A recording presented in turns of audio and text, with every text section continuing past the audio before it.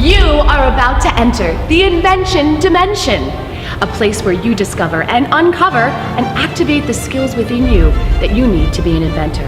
Sit back and relax and get ready to enter the Invention dimension.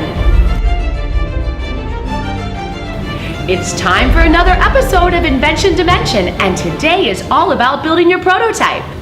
In your journey through inventing, you have already learned about problem seeking, finding and exploring different solutions to your problem, and researching what might already exist to solve your problem. You've looked at designing your solution by researching different materials and creating plans for your prototype. The next step is to take your research and plans and put them into action. It's time to actually build your prototype. A prototype could be created in a 3D printer, in a makerspace, or in a fab lab. But many prototypes find their beginnings in basements and garages around the world. The materials used are often everyday items like PVC pipe, duct tape, clothespins, recycled materials, and items lying around which the inventor looks at and says, what if? The inventor begins to combine and try out different materials to help them arrive at the prototype they plan to design and create. They might use handheld tools or power tools, which can be super fun. But make sure if you are using power tools, you practice safety and work with an adult. Inspiration can happen as you walk around and explore the world around you. This makes me think of Lonnie Johnson, American engineer and inventor of the Super Soaker squirt gun.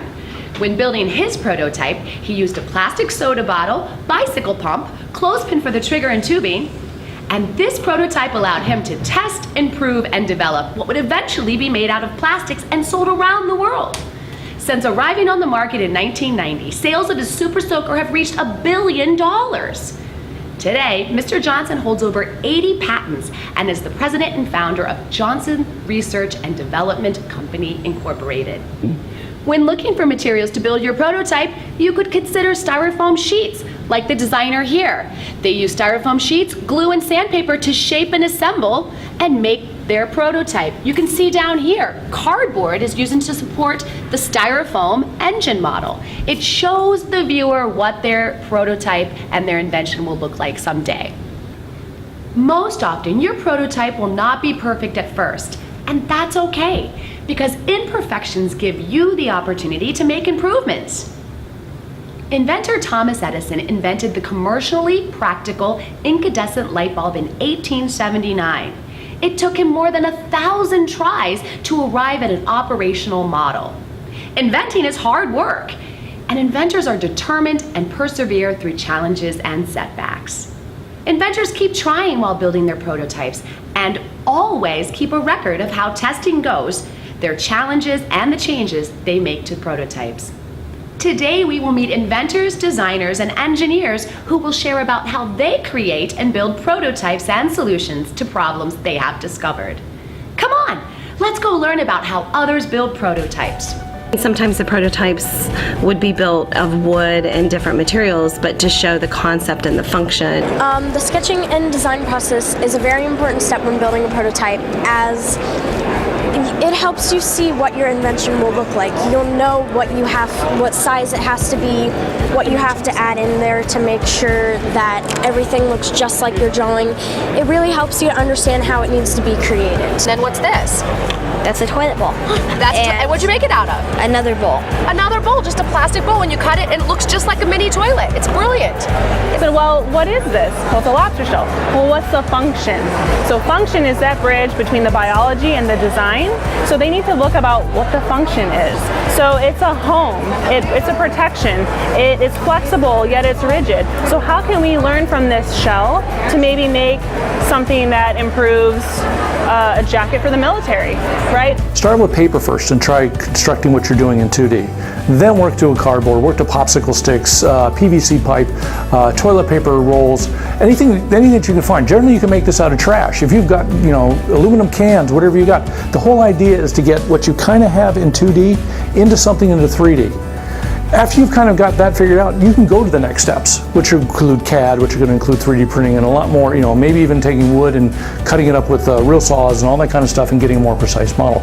But always start out with what you've got there next to you, because one of the things you want to do is speed is often the critical aspect. How quickly can I get my idea and start working on something, because it's going to develop into something else.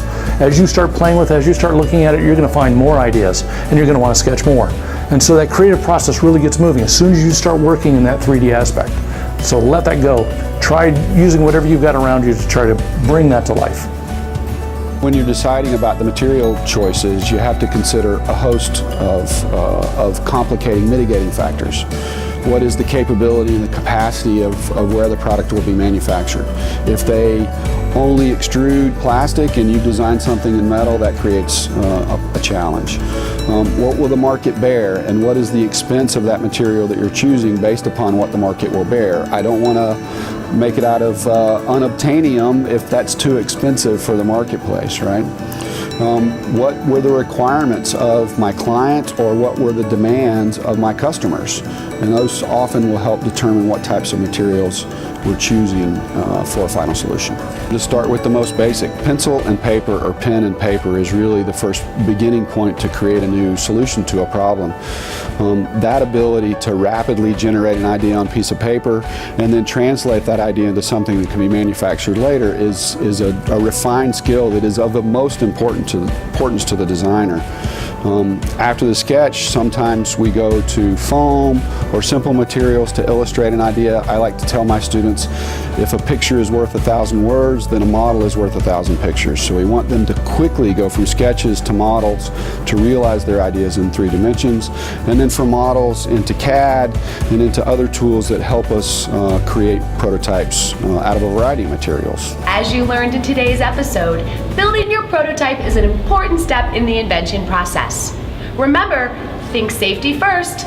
Consider different materials. Go to the hardware store and look for inspiration. Try lots of different ways to build your prototype. Keep in mind, it doesn't always work the first time, but don't give up. Keep trying. Build another prototype and keep improving until you arrive at the solution that works. And you'll be an inventor too. It's time for me to get back to my prototype. See you next time.